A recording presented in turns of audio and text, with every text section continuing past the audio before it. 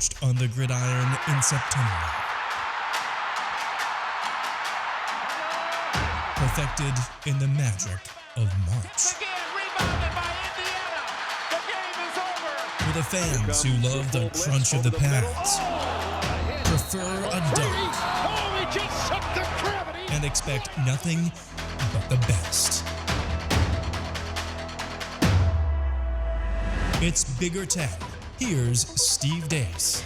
Indeed, it is another week of Bigger Ten. I am Steve Dace alongside my co-host and absolutely never partner, the one and only Nosferatu himself, Aaron McIntyre. Although, given the fact it's technically spring and we ain't seen the sun here in the Midwest like once in a month, so everybody's looking mighty whitey right now, brother. How are you? You know, doing okay. It is. It's time for. I'm ready. The annual bridge to August, known as baseball. That starts, I believe, on Friday, the 8th. So I'm ready for that because once baseball starts, it's just this nice long. It's a long bridge, but it is just a bridge yes. to August. Yeah, to me, the NFL draft kind of does that for me. Sure. It's kind of like the halfway point to the off season, and it's the marriage of my two favorite sports, college and pro football. And then shortly after that, you know, May's a grind. But you get to Memorial Day and the magazines start coming out, and then it kind of gets faster. It goes by, especially as you get older. And now that you got kids, you'll learn that those summer times go by a lot faster too, brother. All right, but let's get to it with our Big Five on Bigger Ten. And let's start with what went on at Michigan spring football. Not so much from a football perspective. We are going to do when Big Ten schools finish their spring football, which is going to be in about 3 or 4 weeks, we're going to have specialty spring football episodes, one for the Big Ten East teams and another for the Big Ten West teams. So we'll get into where those teams are post-spring all together then, okay? But the big story, and if you watched Michigan's spring game, it was impossible to ignore. They alluded to it numerous times. And so this was a clear attempt to rehabilitate the image of one Colin Kaepernick. Now, there's a couple of misconceptions about him. Number one, there's this notion that he sucked his last year in the NFL and that the only reason he never got back is because he just couldn't play well anymore. That's not entirely true. He had a 16-4 touchdown to interception ratio. He had a respectable QBR of 50.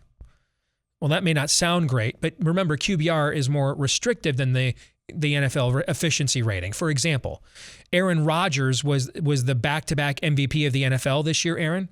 His QBR was 69. Mm-hmm. Okay? Pretty nice. So 50 is respectable. You can be a respectable starter to at least high-end quality backup in the NFL if you can get a QBR of about 50, okay?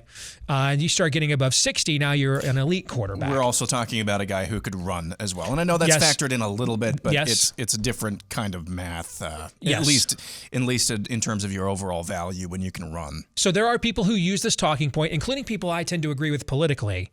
It's just not true that he had played himself out of the league before the political controversy. There's enough controversy about his politics. We don't have to cast aspersions upon him as a player and exaggerate the other way.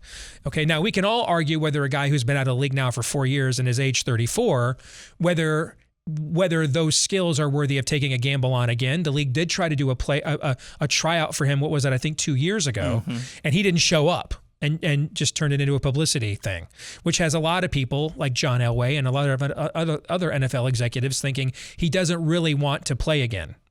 So then we get into the politics of things. And it is true that he did write, "Cops are pigs" on his shoes before a game with the San Francisco 49ers. And then there was the whole kneeling thing and everything else during the national anthem. So it's one side's argument that he just wasn't good enough and played himself out, and it's not at all about his political positions. Not true. Okay. Also not true that his political positions are not as incendiary as presented. It is true that he wrote that on his shoes. It's also true that just last year, or actually was it earlier this year. No, it was last year. He did a video comparing the NFL draft to a slave trade, if I recall. Okay. And now he wants to apparently come back again. Now, I will say this seems to be the most earnest attempt at wanting to come back. Because he actually went out there and threw the football TV. Yeah. and to guys who are not in the NFL or not good enough to be in the NFL that were handpicked by Jim Harbaugh. He went on a day that was not optimal weather, conditions that were not optimal. It was a college campus. This clearly looked, and he spoke to the team and agreed not to bring up politics or anything else. This clearly is either an attempt to rehabilitate his image or he truly is somewhat interested in football or a little bit of both. Who knows? Okay. But this has sparked a huge conversation about whether Michigan did the right thing here, whether they should have. Did they alienate some of their own fans who have different political views? Should schools never, ever embrace people they have relationships with? And Michigan has no relationship with Kaepernick, but of course, Jim Harbaugh was the coach that turned him into the star in the NFL that he was for a couple of seasons there with the 49ers originally. So there is a personal attachment there. And I think everybody recognizes that most public state universities, including the ones we have in the Big Ten, like yours that you root for at Iowa, mine at Michigan, tend to have a political bent that's a little bit more favorable to Colin Kaepernick's laments than you and I's, right? I don't think is that something that the vast majority of people watching on YouTube are not aware of. Yeah, okay. So even though Michigan has no direct ties, they're probably more sympathetic to his initial political messages than people like you and me might be, for example. So I'll stop talking now because I could take this in a million different directions, but I really wanted to just do the setup, and then I'll hand it off to you and we'll go from there. What are your thoughts? Well, my position on whatever the politicization of sports, and you can't get away with that with Colin Kaepernick. You just can't. That's what he symbolizes. That's the brand that he's built for himself. When you talk about the politicization of sports, I have just come down on, especially with football, as long as it's not diluting or I should say diluting the game on the field, I'm pretty good at compartmentalizing. So actually on Saturday, packing up the townhome because we're moving this Saturday. To your first home that you own.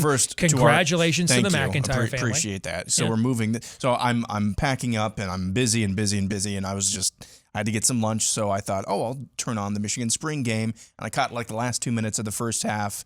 And then like 2 minutes of Kaepernick passing. And I'm like, okay, this is interesting. I don't really care about him. I'm afraid that he's going to make this political once they got. And so I'm tuning out. I'm pretty good at compartmentalizing this, as long as it doesn't dilute the product on the field, especially when it comes to football, because as much as they have tried to screw up what is a catch, what is a penalty, what is a face mask, what is a holding, fill in the blank, the game of football is still amazing to watch. It's still a lot of fun to watch, and the chess match that goes on every single game, and that's why I am still a fan, and that's why the politicization or the attempted politicization of sports it can't reach me yet. Not saying it never will. It just doesn't touch me yet. That's going to upset probably everybody on both sides, or some segment of people on both sides. So if you put a gun to my head and said, Aaron, you have to have a take about this matter. If it is true that Colin Kaepernick agreed, I'm just going there to speak to the team about what it takes to be an exceptional athlete, what it takes to be an exceptional,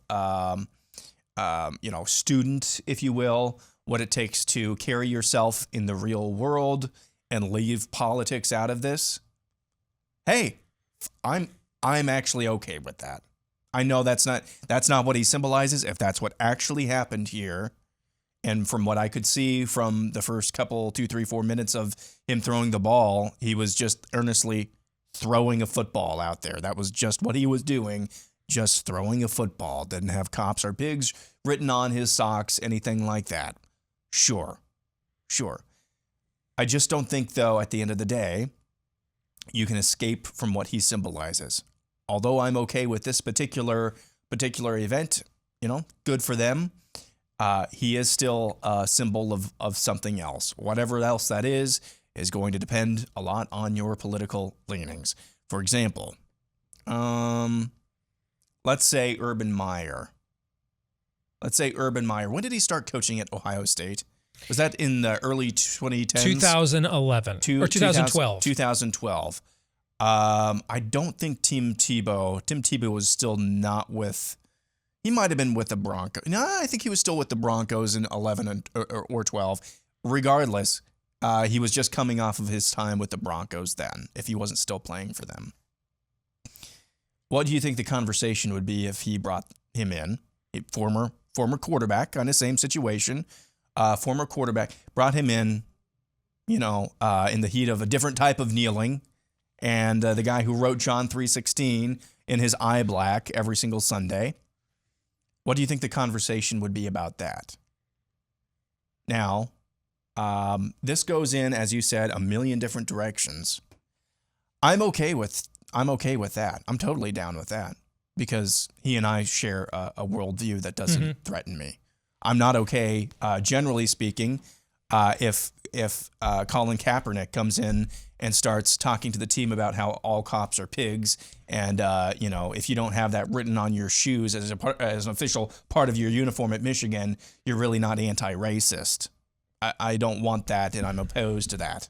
To me, it's a zero-sum game. That's just me, though. That's just me. So if you put a gun to my head, that would be the take that I would have. That generally speaking, I can compartmentalize, which means I don't really care. But if you put a gun to my head, I'm fine with people who I like coming and talking to the university teams. I'm not okay, generally speaking, with people who I don't like or agree with politically or worldview-wise coming and speaking to public university football teams. I think the Harbaugh angle to this is fascinating too, Aaron, because and the position that you articulated there, and this is a little tease for our Twitter poll later, I actually think this is where most people really are. They just don't want to admit it. I'm okay with it if I agree with it, and then I'm Correct. not if I don't. And Okay, I know that's not fair. but that's probably what most people think. They just don't want to say that. You're just actually willing to say it out loud. But the Harbaugh angle of this is fascinating. Remember when he first took over at Michigan, before he coached a game, the number one movie in America was American Sniper. And there was going to be a showing of that film on campus. A Muslim activist group on campus protested, and the university president said, "Yeah, we're not going to show it now." And so Harbaugh said, "F that noise, man. I'm going to show it to my team because I think it's something they need to see. That's a great American hero." And then the university ended up relenting. Okay, and during COVID lockdowns, Harbaugh did an interview with National Review. And he talked about how he viewed abortion as murder and his opposition to it. That exact same year, he was marching with black players on his team in BLM marches in Ann Arbor. He wrote a piece, I think it was in Time magazine several years ago, about how he disagreed with the way that Kaepernick went about his protest by kneeling, but he respected his viewpoint and what he had to say and thought it was a perspective worthy of hearing. In other words, he's taken a pretty wide cross-section, eclectic views of politics since he's been the coach at Michigan, which is as political of a public university as exists in the United States. You don't say. Yeah. So that I think is fascinating, which is why I really don't think for Jim this was political at all. It's because he doesn't need a stunt like this to make a political statement. He's fine making his own political statements. You know what I'm saying? Mm-hmm. I really think for Jimmy, he views himself, hey, I'm Captain Comeback.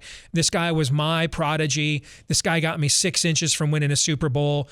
Everybody's forgotten he's a hell of a football player. Let me see if I can do a good deed here.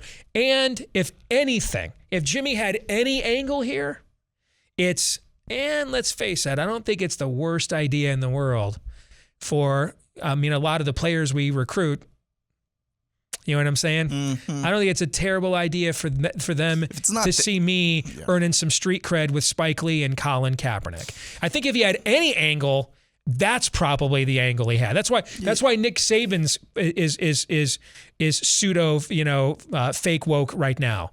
It's just he's looking at, who he's got to recruit and what their cultural trend is. Nothing more, nothing less, I think. Yeah, is Kaepernick still a Nike not spokesperson, but like a pitch brand, pitch man type thing? If it's not the racial, if you want to give and them Michigan's a Nike school, exactly. If it's not the racial thing, the bona fides or street cred, as you put it, with Spike Lee and it doesn't hurt to have somebody who's, repping the swoosh kicks. No doubt.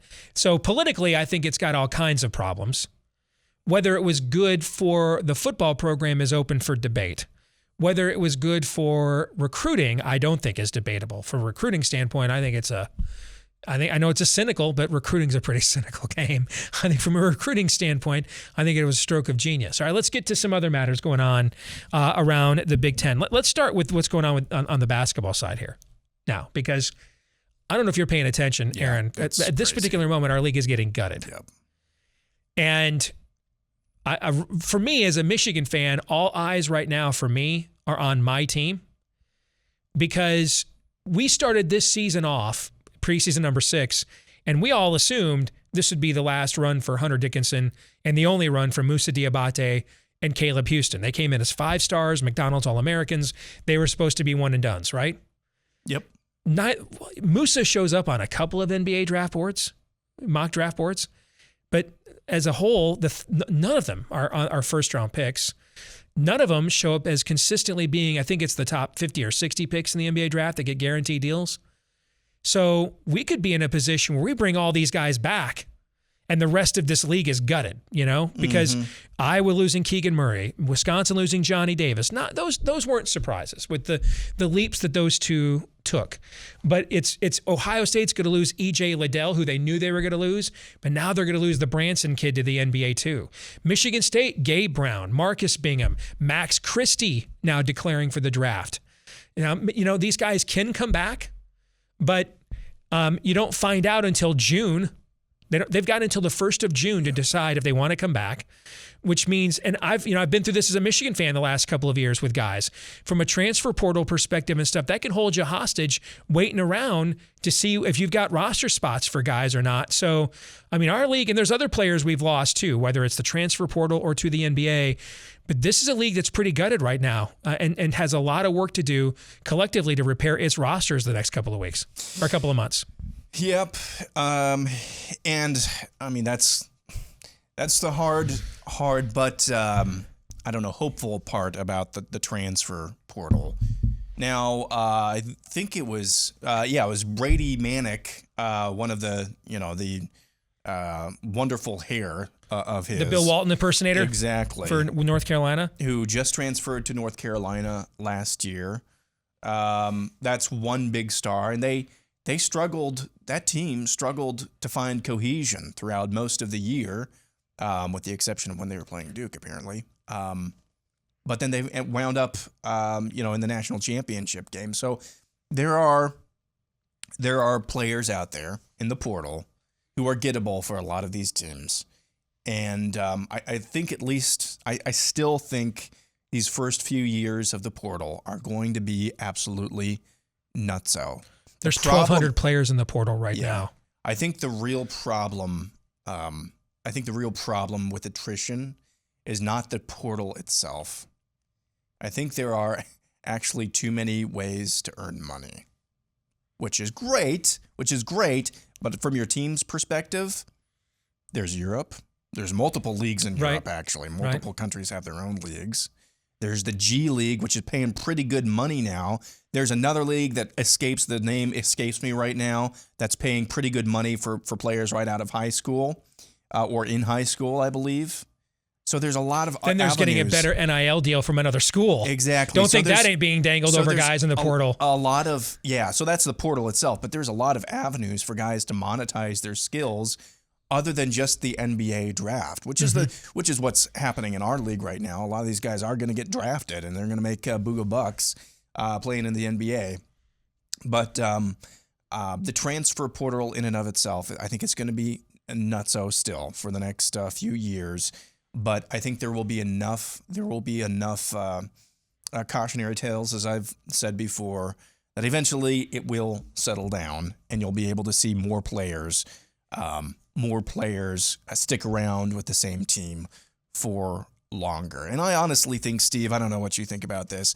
What I would like to see is that basically any top talent that was going to be one and done anyway, don't even go to college. Just go to one of these leagues, go to one of these developmental I tend to agree. leagues, and then the guys who are really maybe have a shot at making it, after 3 or 4 years, those guys are the ones that go to college, and you have a team that you can actually develop over another number of years. That's what I would like to see. I tend to agree. I think that's best for the sport overall. I agree. The issue is the branding is much more lucrative being a college basketball player. I mean, the audiences Correct. that you get playing, for North Carolina, Duke, Kansas, Kentucky, at Michigan State, the Blue Bloods right now in the sport is just much bigger than you get in these developmental leagues. But you're right.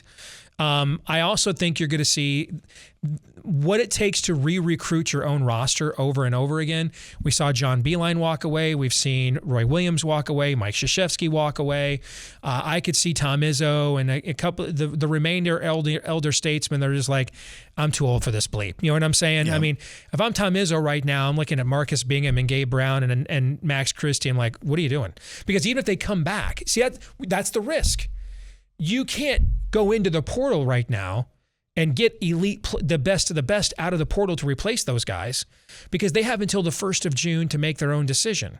Yeah. But then you don't want to say, hey man, wrecked them, barely knew them, good luck to you, because chances are, since they already know your program, Gabe Brown and Max Christie and Marcus Bingham are better than who you could get in the portal anyway. So you're damned if you do and you're damned if you don't. I could see a lot of the older guard of coaches that are just like, you know what, man, I'm too old for this bleep. I don't want to have to re-recruit my own roster. That's harder than recruiting the next guys. Yeah.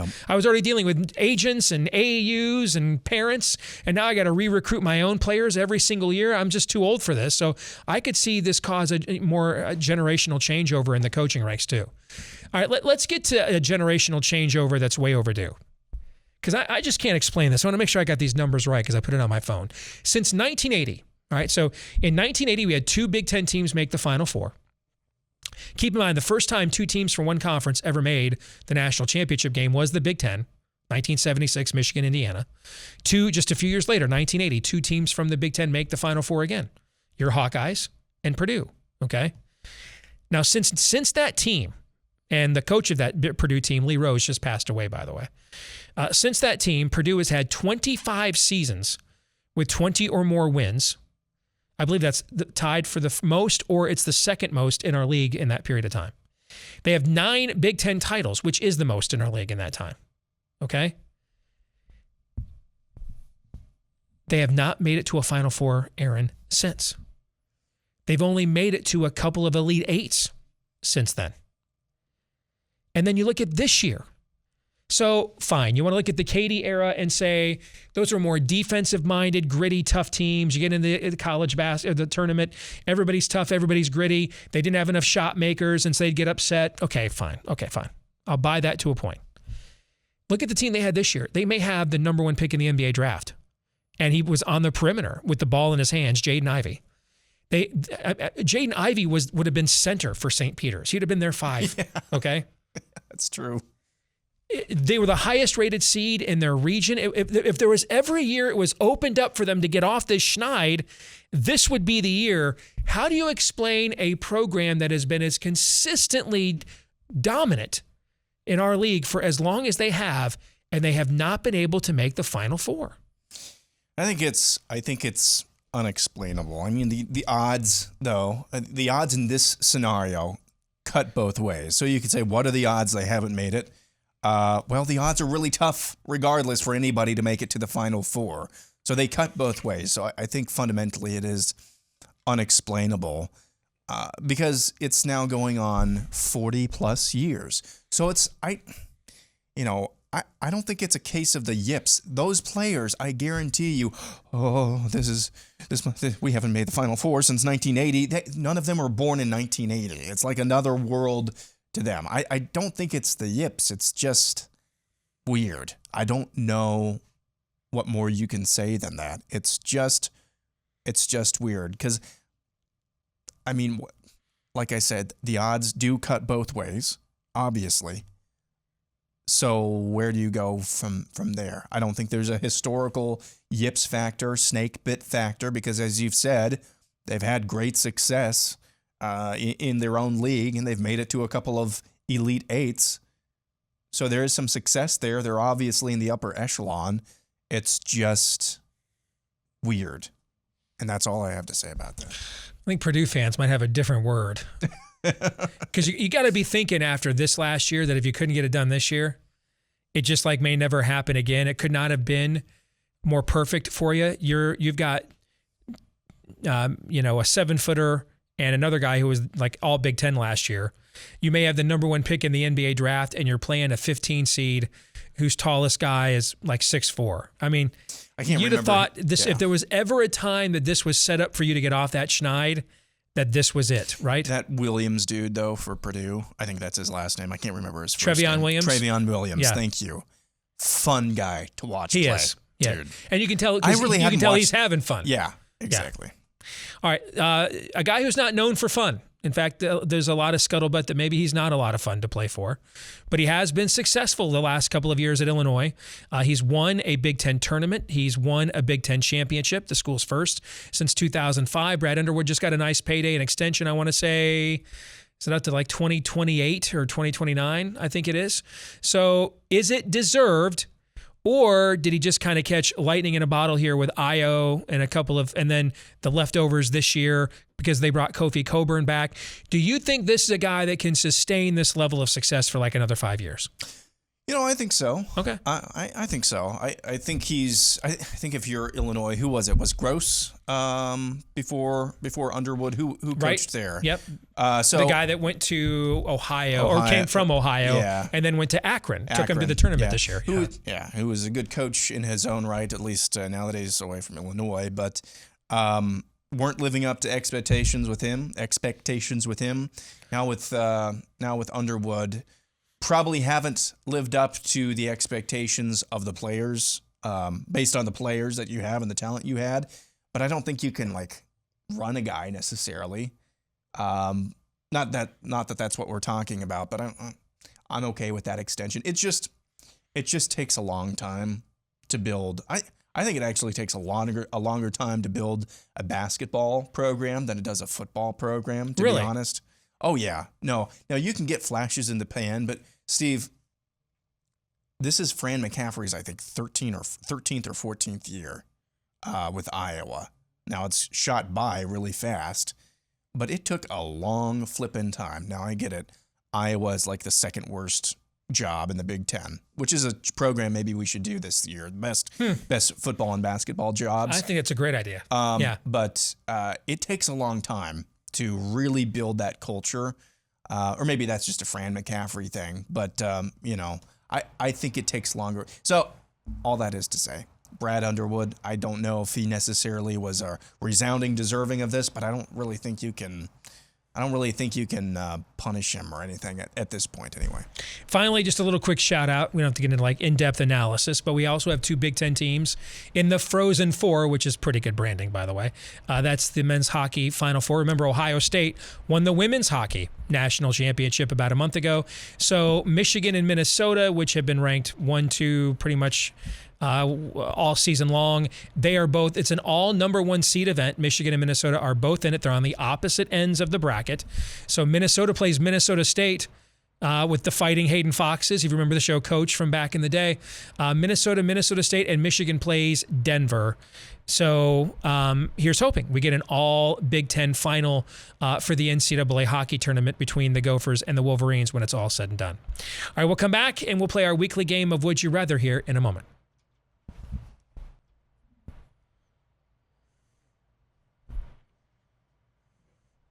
All right, let's fire it up. Let's play our game of Would You Rather here on Bigger 10, and I begin, Aaron, with one for you. Would you rather be forced to chant SEC in hell forever or relive the last time Coach K did everything? Walked to the court, walked away from the court, coached a game, coached an ACC game, went to the bathroom, did a TV interview. Would you rather chant SEC in hell forever or relive the last time Coach K did everything for all of eternity? What to you is the lesser eternal torment? Well, we just experienced this since November.